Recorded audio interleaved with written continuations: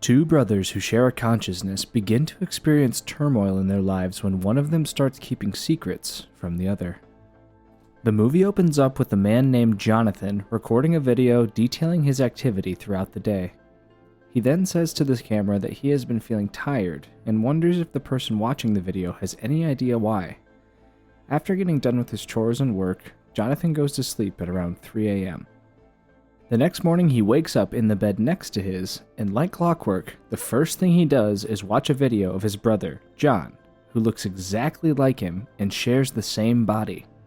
However, John is carefree, while Jonathan is uptight and likes to stick to a strict routine. Both of them are only functional for 12 hours of the day. While Jonathan is functional 12 hours in the morning, John is functional 12 hours in the night. John informs Jonathan about his activities during the night and claims that he too has been feeling tired lately, but has no idea why that could be happening since he has been going to bed early. Although Jonathan does not fully trust his brother's words, he does not have much of a choice but to believe him. That day, Jonathan visits Dr. Nariman, who raised the two of them and was the only person aware of their secret. She runs an MRI scan on Jonathan and assures him that the reason he feels tired is because he's getting older. She tells him not to worry and sends him off to work. Jonathan works as a draftsman and is congratulated by his boss on a job well done. His boss then offers him another opportunity, but Jonathan has to decline due to his time constraints. His boss reminds him that if he wants to be an architect, Jonathan needs to put in more hours at work. Frustrated with the limited time he has, Jonathan tells his brother about the lost opportunity. However, John assures him in his next video that their joint accomplishments are more than what anyone can achieve. Feeling better, Jonathan decides to tackle laundry that had been piling up. While sorting out John's clothes, he comes across a paper napkin from a bar called Rialto. Just before his 12 hours are up, Jonathan records a new video for John and asks him if he had been drinking, which would explain their tiredness. However, the next morning, he wakes up to an angry video message left by John who tells him that there is nothing suspicious going on and that he needs to stop reading into everything. Although John swore that he only went out with his friend and never drank, Jonathan is still suspicious. He's distracted at work all day, which is why he decides to check out the bar in hopes of getting some answers. When he arrives at the bar, the bartender tells him that he just missed her. Not knowing who he's talking about, Jonathan decides to go along with it. When the bartender offers to call the girl, he immediately tells him not to do it because he wants to surprise her. Now that he is suspicious about John's life, Jonathan decides to hire a private investigator named Ross. After a few days of tailing him, the PI reports that John has a girlfriend named Elena, and that he was spending the nights at her place and getting back to their apartment just in time for Jonathan's shift to start. Ross shares pictures with him, but when he questions Jonathan about his intentions, he chooses to remain silent. Jonathan makes another video for John as per usual, but does not alert him about his findings. One day, he follows Elena, but despite his efforts to remain hidden, she spots him. Assuming that he is John, she kisses him and leaves before reminding him that they are meeting that night. The next morning, an angry John asks Jonathan why he did not tell him about running into Elena. He had to lie to her to avoid explaining their complicated situation to her. He reminds Jonathan that he was the one to come up with the rules of telling each other about everyone they ran into so they could keep up. Instead of admitting that he is angry about John seeing a girl, Jonathan argues with him that he had been the one who broke their rules in the first place. He then threatens to tell Elena the truth if he does not come out clean to her. With no other choice left, John agrees to do so in his last video. The next morning, Jonathan wakes up with a hangover and notices that the video is still recording because John is passed out before he can hit pause.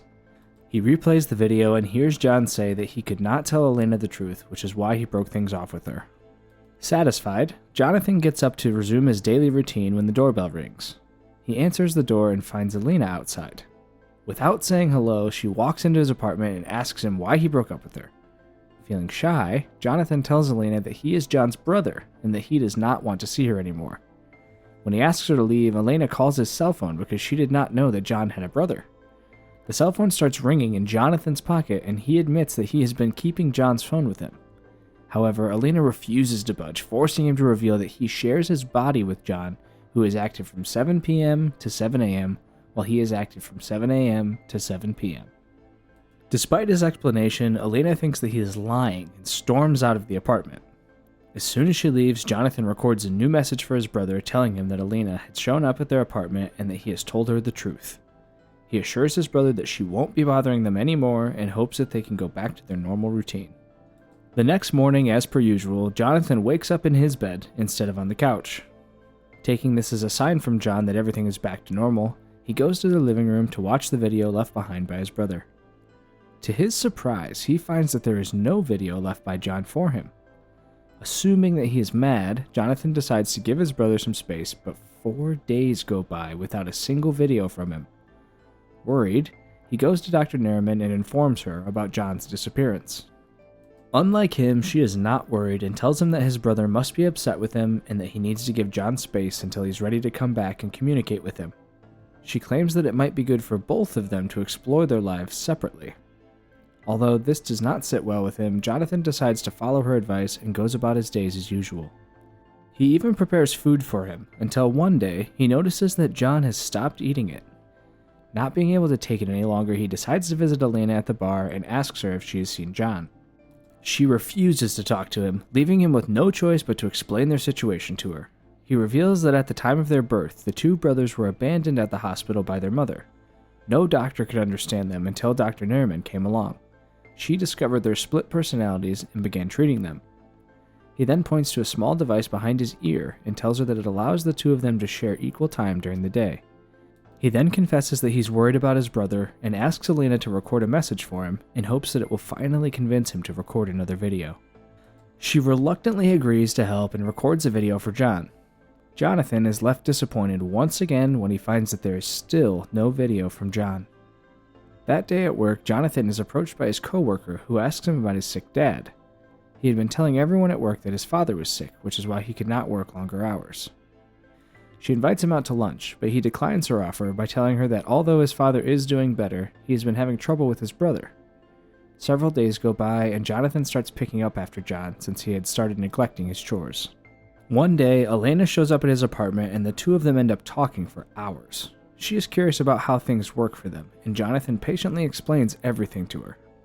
With no response from John, Jonathan starts to feel lonely and decides to invite Elena over to show her a project that he's working on. Their friendship begins to grow as the two of them discuss John, but eventually they start hanging out and find that they share a lot more in common than they thought. One day, while watching a movie with Elena, Jonathan loses track of time and has to rush back to his apartment. Knowing that John will not respond to his video, he does not record a video and goes to sleep. When he wakes up the next morning, he is surprised to see that John has left a video for him. John tells Jonathan that he was worried when he did not see Jonathan's daily video. He admits that he had been spending his days lazing around the house. The only day that he did go out, he almost got hit by a cab. He then apologizes to his brother and promises to continue with the normal updates. Sometime later, Jonathan visits Elena and tells her that John has finally reached out to him again. He claims that they cannot meet again since he does not want to break his brother's trust. Because it's the last time they will be hanging out, Elena kisses him, and the two of them end up sleeping together. He then goes home and records a video in which he tells John about his first time sleeping with someone, but lies and says that he slept with Allison. On the other hand, John reveals that he wants to take a new job as a bodyguard. Feeling on top of the world, Jonathan even starts working on the weekends and reports to Dr. Nerman that he feels like his life is finally back on track. Meanwhile, in his next video, John tells Jonathan about his friend getting married, and that he is sad he cannot attend the wedding because it will be taking place during Jonathan's active hours. He claims that he's extremely lonely because he has no one to talk to, but Jonathan is too engrossed in his own life to pay much attention to him. His relationship with Elena begins to grow more serious, and the two of them decide to keep it a secret from John. One morning, Jonathan wakes up and finds himself lying next to a woman with a huge bruise on his face. He hurries home and records a video asking his brother about it. John reveals that he had gotten into a fight with a man named Ross, who had told him that Jonathan had him followed. Not being able to deal with the issue, Jonathan meets with Elena again and tells her that they had another brother who started disrupting their lives. Dr. Nerman had him removed, and he is now worried that John might have him removed as well. Later, he goes home and records an apology video for John. The two of them make up, but one day Jonathan comes across medication for depression and confronts Dr. Nerman about it. She assures him that the medication will not affect him. Feeling sad about his brother's condition, he confesses to Dr. Nairman that he has been seeing Elena behind John's back. She notes that John has always been interested in girls that his brother has been, and thinks that it might be his way of trying to stay connected to him. She tells him that he needs to come clean to his brother. However, when Jonathan gets home that day, he's unable to record the video and pretends that everything is okay. The next morning, Jonathan discovers that his office was vandalized, and he is fired because the security footage shows him doing it. Helpless, he returns to Dr. Nairman, who reveals that she had told John the truth. To make matters worse, Elena breaks up with him as well because she agrees with Dr. Nairman.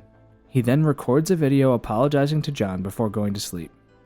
The next time he wakes up, he sees Dr. Nairman standing over him. She tells him that John had tried to kill himself and wants to be removed just like their third brother.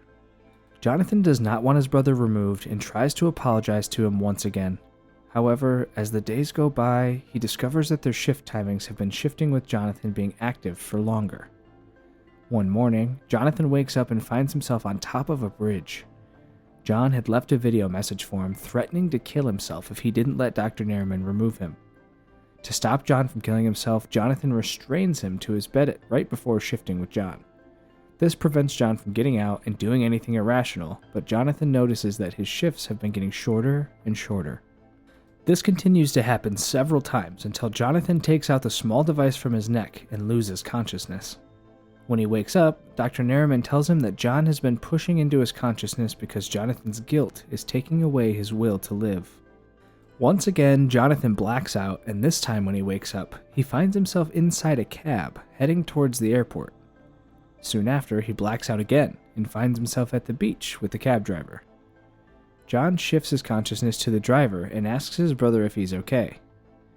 Realizing that his time is nearing an end, Jonathan hugs the driver and assures his brother that he is not in pain, before losing consciousness one last time. This time, when he opens his eyes, John discovers that he is now the only one in his body, and that Jonathan is truly gone. Thanks for watching. Remember to subscribe to our channel if you enjoyed the content. Like and share in the comments any movie you would like us to recap.